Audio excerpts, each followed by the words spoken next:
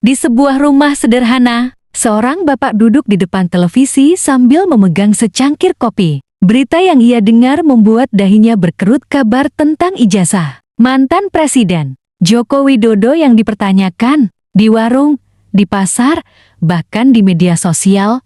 Orang-orang ramai membicarakannya. Ada yang percaya, ada yang tidak. Selembar kertas bernama ijazah itu kini menjadi bahan perdebatan yang membelah opini rakyat. Tapi di balik semua itu, tersimpan kisah tentang apa yang sudah ia lakukan untuk negeri ini. Fakta munculnya isu ijazah. Isu ini mencuat ketika beberapa pihak yang mengaku memiliki bukti dan data mendatangi pengadilan, membawa gugatan yang menyatakan bahwa ijazah SD, SMP, dan SMA Jokowi patut dipertanyakan keasliannya. Mereka mengklaim ada ketidaksesuaian antara dokumen yang beredar dengan catatan sekolah yang ada di arsip. Dari situ, media mulai memberitakan secara masif, membuat nama Jokowi kembali memenuhi headline. Meskipun masa jabatannya sudah berakhir, di tengah derasnya pemberitaan, publik dibuat penasaran. Apakah ini sekadar drama politik menjelang pergantian kepemimpinan? Atau benar-benar sebuah upaya untuk membongkar fakta yang selama ini tersembunyi? Pro kontra di masyarakat. Isu ini dengan cepat memecah opini publik.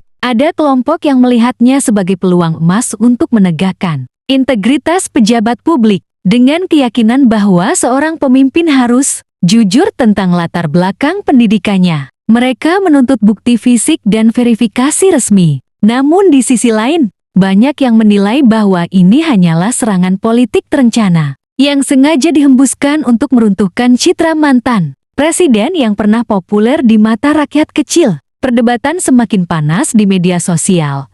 Ada yang membuat video investigasi, ada yang membagikan meme, dan ada pula yang membela mati-matian. Bahkan di lingkup keluarga atau pertemanan, perbedaan pendapat ini mulai terasa, menunjukkan betapa isu ini berhasil menyentuh emosi kolektif bangsa. Langkah hukum dan klarifikasi. Pihak istana dan kuasa hukum Jokowi tidak tinggal diam. Mereka menegaskan bahwa semua ijazah Jokowi asli, sah, dan dapat diverifikasi. Beberapa tokoh pendidikan, mantan guru, dan pihak sekolah juga ikut angkat bicara, memberikan kesaksian langsung bahwa Jokowi memang pernah menempuh pendidikan di tempat tersebut. Pengadilan pun akhirnya memutuskan bahwa gugatan yang dilayangkan tidak berdasar dan menolak semua klaim yang diajukan. Meski begitu, putusan ini tidak otomatis memadamkan api kecurigaan di hati sebagian rakyat. Di era media sosial, klarifikasi resmi seringkali kalah cepat dibanding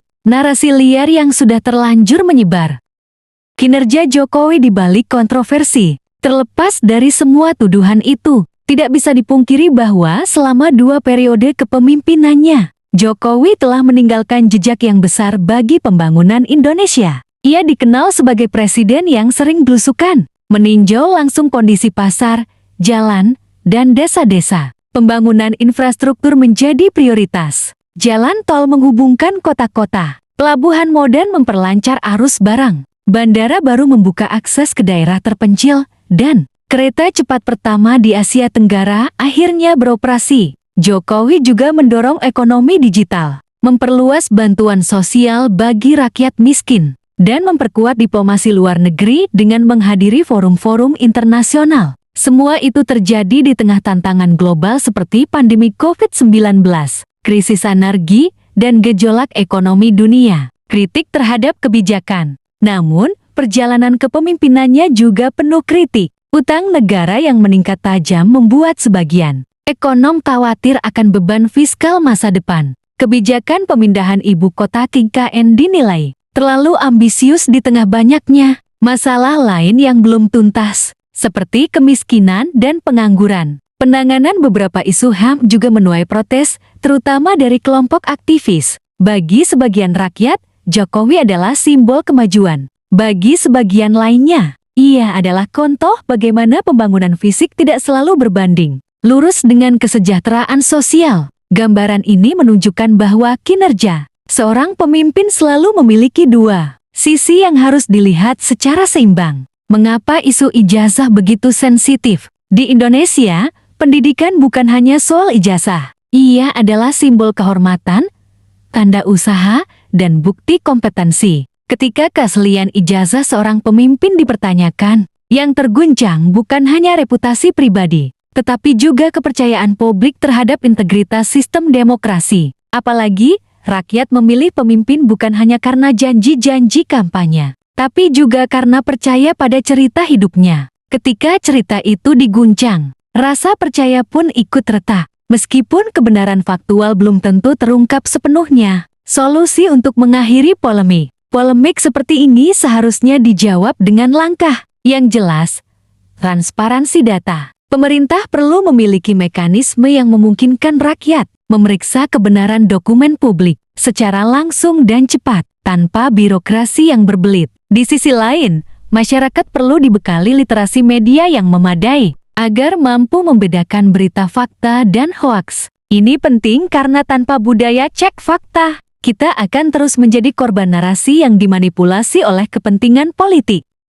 Refleksi untuk bangsa. Dari kasus ini, kita belajar bahwa pemimpin akan selalu diuji, baik oleh kebijakannya maupun masa lalunya. Perbedaan pendapat adalah hal biasa, tapi jangan sampai perbedaan itu memecah belah bangsa. Energi kita lebih baik diarahkan untuk membicarakan masa depan dan bagaimana Indonesia bisa berdiri kuat di tengah persaingan dunia. Isu ijazah Jokowi mungkin akan tetap menjadi catatan sejarah politik Indonesia. Tetapi yang lebih penting adalah bagaimana kita, sebagai rakyat, meresponsnya. Apakah kita akan terus terjebak pada perdebatan masa lalu, atau mulai melangkah bersama membicarakan masa depan bangsa? Sebab pada akhirnya, kita semua berada di kapal yang sama bernama Indonesia.